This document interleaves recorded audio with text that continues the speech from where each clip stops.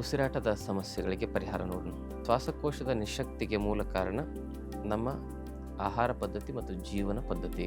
ಈಗ ಮನೆಮದ್ದನ್ನು ನೋಡೋದಾದರೆ ಈ ಯಾವುದು ಅಂತ ಹೇಳಿದ್ರೆ ಆಡು ಮುಟ್ಟದ ಸೊಪ್ಪು, ಆಡು ಸೋಗೆ ಅಂತ ಏನು ಕರೀತಾರೆ, ಆ ಆಡು ಸೋಗೆಯನ್ನು ನೀವು ಬೆಳಗ್ಗೆ 2 ಎಲೆಯನ್ನು ಸೇವನೆ ಮಾಡೋದ್ರಿಂದ ಇನ್ನು 2ನೇ ಮನೆಮದ್ದು ಅಂದರೆ ಶ್ವಾಸಕೋಶಕ್ಕೆ ತ್ರಿಕಟು ಚೂರ್ಣ ಅಂತ ಕರೀತಾರೆ. ತ್ರಿಕಟು ಚೂರ್ಣ ಅಂದರೆ ಶುಂಠಿ, ಕಾಳುಮೆಣಸು, ಹಿಪ್ಪಲಿ.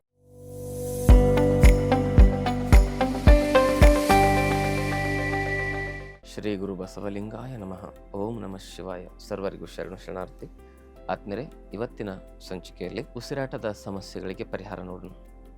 ಉಸಿರಾಟದ ಸಮಸ್ಯೆಗಳು ಮುಖ್ಯವಾಗಿ ಬರಬೇಕಂದ್ರೆ ಶ್ವಾಸಕೋಶದ ನಿಶಕ್ತಿ.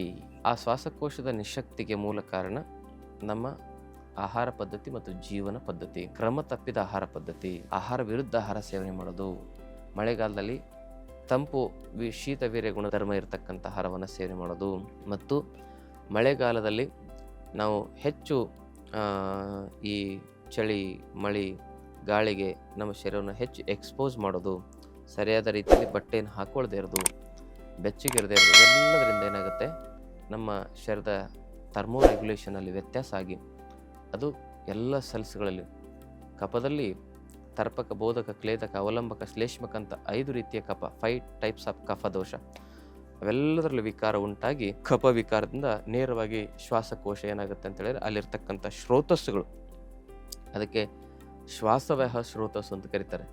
ಆ ಒಂದು ಶ್ವಾಸವಾಹ ಪ್ರಾಣವಾಹ ಸ್ರೋತಸ್ಸು ಅಂತ ನಾವು ಕರಿತೇವೆ. ಆ ಪ್ರಾಣವಾಹ ಸ್ರೋತಸ್ಸುಗಳಲ್ಲಿ ಬ್ಲಾಕೇಜಸ್ಗಳು ಉಂಟಾಗ್ತವೆ.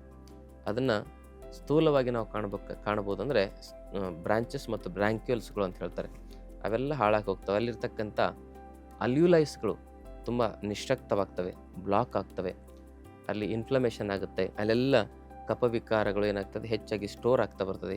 ಶ್ವಾಸಕೋಶದ ಕೆಳಗಡೆ ಆ ಒಂದು ಕಫ ಸಂಗ್ರಹಣೆ ಆಗುತ್ತೆ, ಇನ್ಫೆಕ್ಷನ್ಗಳು ಹೆಚ್ಚಾಗ್ತವೆ. ಅಲ್ಲಿರ್ತಕ್ಕಂಥ ಸೀಲಿಯಾ ಅನ್ನೋದು ಅದು ಬ್ರಷ್ ಥರ ಕೆಲಸ ಮಾಡುತ್ತೆ ಶ್ವಾಸಕೋಶದಲ್ಲಿ, ಅದು ಕೂಡ ಪೂರ್ತಿ ಬ್ಲಾಕ್ ಆಗ್ತಾ asthma, pneumonia, TB, bronchitis, tuberculosis ಇಂಥವೆಲ್ಲ ಸಮಸ್ಯೆಗಳು, ಶ್ವಾಸಕೋಶ ಸಮಸ್ಯೆಗಳು ಬರ್ತವೆ. ಹಾಗಿದ್ರೆ ಇದಕ್ಕೆ ಪರಿಹಾರ ಏನಂದರೆ ಬರದಂತೆ ನೋಡಿಕೊಳ್ಳದೆ ಉತ್ತಮ ಪರಿಹಾರ. ಬಂದಾದ ಮೇಲೆ ಅದಕ್ಕೆ ಆಯುರ್ವೇದ ಚಿಕಿತ್ಸೆ, ರಸೌಷಧಿಗಳ ಚಿಕಿತ್ಸೆ ಅದನ್ನು ತೆಗೆದುಕೊಳ್ಬೇಕು. ಶ್ವಾಸಕೋಶದ ಎಲ್ಲ ಸಮಸ್ಯೆಗಳಿಗೂ ಕೂಡ ನಾವು ನಮ್ಮಲ್ಲಿ ಒಂದು ಅದ್ಭುತವಾಗಿರ್ತಕ್ಕಂಥ ಚೂರ್ಣವನ್ನು ತಯಾರಿಸಿದ್ದೇವೆ, LSM ಚೂರ್ಣ ಅಂತೇಳಿ. ಜೇನಿನೊಂದಿಗೆ ಅದನ್ನು ಸೇವನೆ ಮಾಡೋದ್ರಿಂದ ಶ್ವಾಸಕೋಶದ ಸಮಸ್ಯೆಗಳು ಗುಣ ಆಗ್ತವೆ. ಯಾಕೆ ಕೆಲವು ಸಂದರ್ಭದಲ್ಲಿ ನಾವು ನಮ್ಮಲ್ಲಿ ಈ ಥರದ ಔಷಧಿಗಳಿದ್ದಾವೆ ಅಂತ ಹೇಳ್ತೇವೆ ಅಂದರೆ ಅನಿವಾರ್ಯತೆ. ನಾವು ಔಷಧಿಯನ್ನು ಪ್ರಚಾರ ಮಾಡಲಿಕ್ಕೆ ಹೇಳ್ತಾ ಇಲ್ಲ, ಅನಿವಾರ್ಯವಾಗಿ. ಯಾಕೆಂದರೆ ಅದನ್ನು ನಾವು ಹೇಳದೇ ಇದ್ದರೆ, ಒಳ್ಳೆಯದು ಪ್ರಚಾರ ಮಾಡದೇ ಇದ್ದರೆ, ಕೆಟ್ಟದನ್ನು ಪ್ರಚಾರ ಮಾಡಲಿಕ್ಕೆ ಅಂತಲೇ ತುಂಬ ದುಡ್ಡಿರೋರು ಇದ್ದಾರೆ. ನೋಡಿ, ಗುಟ್ಕಾ ತಿನ್ನಿ, ಸರಾಯಿ ಕುಡೀರಿ ಅಂತ ದೊಡ್ಡ ದೊಡ್ಡ ಬೋರ್ಡ್ ಹಾಕೋತಾರೆ. ನಮ್ಗೆ ಆ ಥರ ಬೋರ್ಡ್ ಹಾಕ್ಲಿಕ್ಕೆ ದುಡ್ಡಿದೆಯೇನು? ಇಲ್ಲ. ಅದಕ್ಕೆ ಈ ಒಂದು ಸಾಮಾಜಿಕ ಜಾಲತಾಣಗಳ ಮಾಧ್ಯಮದ ಮೂಲಕವಾಗಿ ತಮಗೆ ಹೇಳಲಿಕ್ಕೆ ಇಚ್ಛೆ ಪಡೋದೇನೆಂದರೆ, ಮೊದಲು 2ನೇ ಹಂತದಲ್ಲಿದ್ದರೆ, ಸಂಚಯ ಪ್ರಕೋಪ ಅವಸ್ಥೆಯಲ್ಲಿದ್ದರೆ ಆ ಶ್ವಾಸಕೋಶದ ಸಮಸ್ಯೆಗಳನ್ನು ಮನೆಯಲ್ಲಿ ಸರಿ ಮಾಡ್ಕೋಬೋದು. ಪ್ರಸಾರ, ಸ್ಥಾನ ಸಂಶ್ಲೇಷ, ವ್ಯಕ್ತಿ ಮತ್ತು ಭೇದ, ಹೀಗೆ 6 ರೀತಿಯಲ್ಲಿ ರೋಗ ಹೆಚ್ಚಾಗೋದನ್ನು ಆಯುರ್ವೇದ ಶಾಸ್ತ್ರ ಹೇಳ್ತದೆ. ಸಂಚಯ, ಪ್ರಕೋಪ, ಪ್ರಸಾರ, ಸ್ಥಾನ ಸಂಶ್ಲೇಷ, ವ್ಯಕ್ತಿ ಮತ್ತು ಭೇದ ಅಂತೇಳಿ ಆ 2 ಹಂತದಲ್ಲಿ 3ನೇ ಹಂತದಲ್ಲಿದ್ದರೂ ಕೂಡ ಮನೆಯಲ್ಲಿ ಸರಿ ಮಾಡ್ಕೋಬೋದು.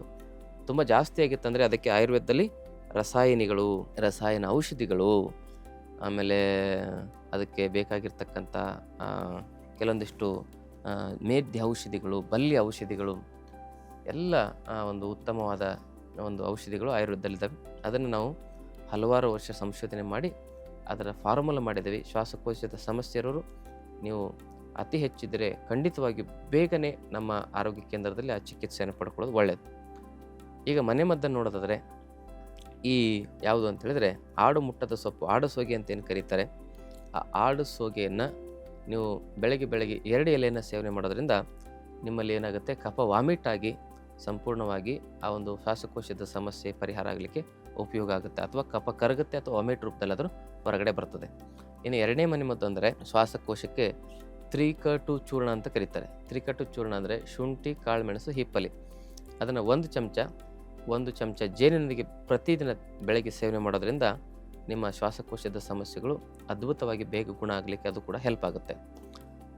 ಅಥವಾ ಆಯುರ್ವೇದ ಅಂಗಡಿಗಳಲ್ಲಿ ನಿಮಗೆ ವಾಸಾರಿಷ್ಟ ಅಂತ ಸಿಗ್ತದೆ. ವಾಸಾರಿಷ್ಟ, ಆ ಒಂದು ವಾಸಾರಿಷ್ಟವನ್ನು 5 ರಿಂದ 10 ml ಸಣ್ಣ ಮಕ್ಕಳಿದ್ರೆ ದೊಡ್ಡವರಿದ್ದರೆ 10ರಿಂದ 20 ml ಸೇವನೆ ಮಾಡೋದ್ರಿಂದ ಬೆಳಗ್ಗೆ ಸಂಜೆ ಆಹಾರದ ನಂತರ ಇದು ಕಫ ಒಂದು ವಿಕಾರಗಳನ್ನ ಸರಿ ಮಾಡಲಿಕ್ಕೆ, ಶ್ವಾಸಕೋಶದ ಸಮಸ್ಯೆಗಳನ್ನ ಸರಿ ಮಾಡಲಿಕ್ಕೆ ಉಪಯೋಗ ಆಗುತ್ತೆ. ಮತ್ತು ಅದಷ್ಟೇ ಅಲ್ಲದೆ ಒಳ್ಳೆ ಕ್ವಾಲಿಟಿ ಒಂದು ಚ್ಯವನ್ಪ್ರಾಶ್ ಇದ್ದರೆ ನಿರಂತರವಾಗಿ ಸೇವನೆ ಮಾಡಿ, ಅದು ಎದೆಯನ್ನು ನಾವು ಕ್ರಿಯಾಶೀಲವಾಗಿಡಲಿಕ್ಕೆ, ಎದೆಯ ಒಂದು ಶಕ್ತಿಯನ್ನು, ಇಮ್ಯುನಿಟಿ, ರೆಸಿಸ್ಟೆನ್ಸ್ ಪವರ್ನ ಹೆಚ್ಚಿಸುತ್ತೆ. ಮತ್ತು ಅಗಸ್ತ್ಯ ಹರಿತಕಿ ರಸಾಯನ ಅಂತ ಸಿಗುತ್ತೆ ಆಯುರ್ವೇದದಲ್ಲಿ. ಅಗಸ್ತ್ಯ ಹರಿತಕಿ ರಸಾಯನ ದಿ ಬೆಸ್ಟ್, ಅದು ಟಾನಿಕ್ ಶ್ವಾಸಕೋಶಕ್ಕೆ. ಅದನ್ನು ಸತತವಾಗಿ 9 ತಿಂಗಳು ಸೇವನೆ ಮಾಡೋದ್ರಿಂದ ಅದು ಅದ್ಭುತವಾಗಿ ಶ್ವಾಸಕೋಶದ ಶಕ್ತಿಯನ್ನು ಗಟ್ಟಿಗೊಳಿಸುತ್ತೆ. ಅದನ್ನು ಹಾಲಿನ ಜೊತೆಗೆ, ನಾಟಿ ಹಸುವಿನ ಹಾಲಿದ್ದರೆ, ಇಲ್ಲಾಂದರೆ ಬರೀ ಹಾಗೆ ಸೇವನೆ ಮಾಡ್ಬೋದು. ಅದು ಒಳ್ಳೆ ಕ್ವಾಲಿಟಿ ಇಲ್ಲ ಮಾರ್ಕೆಟಲ್ಲಿ ನಾನು ನೋಡಿರೋ ಪ್ರಕಾರ. ಅದಕ್ಕೆ ನಾವು ಅನಿವಾರ್ಯವಾಗಿ ಅದನ್ನು ಅಗಸ್ತ್ಯ ಹರಿತಕಿ ರಸಾಯನವನ್ನು ಮಾರ್ಕೆಟಲ್ಲಿ ಸಿಕ್ಕರೆ ತಗೊಳ್ಳಿ ಅಂತ ಮೊದಲು ಹೇಳ್ತಿದ್ವಿ. ಅದು ಮಾರ್ಕೆಟಲ್ಲಿ ಒಳ್ಳೆ ಕ್ವಾಲಿಟಿ ಸಿಗದೇ ಇರೋದ್ರಿಂದ ಆ ಒಂದು ರಸಾಯನವನ್ನು ನಮ್ಮ ಆಶ್ರಮದಲ್ಲಿ ನಾವು ತಯಾರಿಸಿದ್ದೇವೆ. ಆ ರಸಾಯನವನ್ನು ಪ್ರಯೋಗ ಮಾಡ್ಬೋದು. ನೀವು ನೇರವಾಗಿ ತೆಗೆದುಕೊಂಡು ಕೊರಿಯರ್ ಮೂಲಕ ಪ್ರಯೋಗ ಮಾಡಿ. ತುಂಬ ಜಾಸ್ತಿ ವೃದ್ಧಿಯಾಗಿತ್ತು ಅದಕ್ಕೆ ಅಂತ ಹೇಳಿದ್ರೆ ಇವಿಷ್ಟೆಲ್ಲ ಮೊದಲು 1 ತಿಂಗಳು ಪ್ರಯೋಗ ಮಾಡಿ ನೋಡಿದರೂ ಕೂಡ ಸ್ವಲ್ಪ ರಿಸಲ್ಟ್ ಸಹ ಕಾಣ್ತಾ ಇಲ್ಲಾಂದರೆ ಅದಕ್ಕೆ ನೇರವಾಗಿ ನಾಡಿ ಪರೀಕ್ಷೆಯನ್ನು ಮಾಡಿಕೊಂಡು ಸೂಕ್ತ ಔಷಧಿಗಳನ್ನು ತೆಗೆದುಕೊಳ್ಳು ಒಳ್ಳೆಯದು.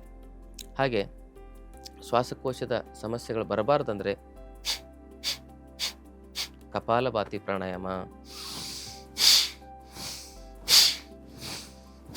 ಭಸ್ತ್ರಿಕಾ ಪ್ರಾಣಾಯಾಮ, ಇವೆರಡೂ ಪ್ರಾಣಾಯಾಮಗಳು ಶ್ವಾಸಕೋಶದ ಸಮಸ್ಯೆಯನ್ನು ನಿವಾರಣೆ ಮಾಡಲಿಕ್ಕೆ ಅದ್ಭುತವಾದ ಪರಿಹಾರ.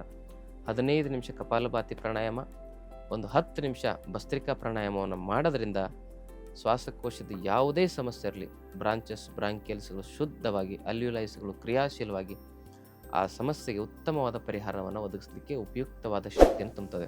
ಲಂಗ್ಸನ್ನು ಪೂರ್ತಿ ಆಕ್ಟಿವೇಟ್ ಮಾಡತಕ್ಕಂಥ ಪ್ರಾಣಾಯಾಮಗಳು ಇವೆರಡನ್ನು ಮಾಡಿ. ಅಜೀರ್ಣ ಮತ್ತು ಮಲಬದ್ಧತೆಯಿಂದನೂ ಕೂಡ ಶ್ವಾಸಕೋಶದ ಸಮಸ್ಯೆಗಳು ಎದುರಾಗ್ತವೆ. ಅದಕ್ಕಾಗಿ ಅಜೀರ್ಣ ಮಲಬದ್ಧತೆಯಿಂದ ಶ್ವಾಸಕೋಶದ ಸಮಸ್ಯೆಗಳು ಬರಬಾರದು ಅಂದರೆ ಕಫವನ್ನು ಕಡಿಮೆ ಮಾಡಲಿಕ್ಕೆ, ಅಜೀರ್ಣ ಮಲಬದ್ಧತೆಯನ್ನು ಕಡಿಮೆ ಮಾಡಲಿಕ್ಕೆ ಒಂದಿಷ್ಟು ಮನೆಮದ್ದುಗಳಿದ್ದಾವೆ. ಅಜ್ವಾನ ಅರ್ಧ ಚಮಚ, ಜೀರಿಗೆ ಅರ್ಧ ಚಮಚ, ಹಸಿ ಶುಂಠಿಯ ಒಂದು ಪೇಸ್ಟು 1 ಚಮಚ, ಕಾಳುಮೆಣಸಿನ ಪುಡಿ 4 ಚಿಟಿಕೆ, ಪಿಪ್ಪಲಿಯ ಪುಡಿ 1/4 ಚಮಚ, ಇವೆಲ್ಲವನ್ನು ಸೇರಿಸಿ 2 ಲೋಟ ನೀರಲ್ಲಿ ಕುದಿಸಿ ಅದು ಕುದ್ದು ಅರ್ಧ ಲೋಟ ಕಿಳಿಬೇಕು. ಆಮೇಲೆ ಸೋಸಿ ಅದರಲ್ಲಿ ಸ್ವಲ್ಪ ಪ್ರಮಾಣದಲ್ಲಿ ಬೆಲ್ಲ ಬೆರೆಸಿ ಅದನ್ನು ಸೇವನೆ ಮಾಡೋದ್ರಿಂದ ಅಜೀರ್ಣದ ಮಲಬದ್ಧತೆಯ ಸಮಸ್ಯೆ ಕೂಡ ಗುಣ ಆಗುತ್ತೆ. ಅದರ ಜೊತೆಗೆ ಶ್ವಾಸಕೋಶದಲ್ಲಿ ಕಟ್ಟಿರ್ತಕ್ಕಂಥ ಕಫನೂ ಕೂಡ ಗುಣ ಆಗ್ತದೆ. ಇದಿಷ್ಟು ಶ್ವಾಸಕೋಶದ ಸಮಸ್ಯೆಗಳಿಗೆ ಪರಿಹಾರ. ಏನಾದರೂ ಸಮಸ್ಯೆಗಳಿದ್ದರೆ ಅಥವಾ ಸಂದೇಹಗಳಿದ್ದರೆ ಕಮೆಂಟ್ ಮೂಲಕ ಪ್ರಶ್ನೆ ಕೇಳಿ. ಮತ್ತು ಆರೋಗ್ಯ ಕೇಂದ್ರದಲ್ಲಿ, ನಮ್ಮ ಆರೋಗ್ಯ ಕೇಂದ್ರದಲ್ಲಿ 5 ದಿನದ ಆರೋಗ್ಯ ಶಿಬಿರವನ್ನು ನಡೆಸ್ತಾ ಇದ್ದೇವೆ.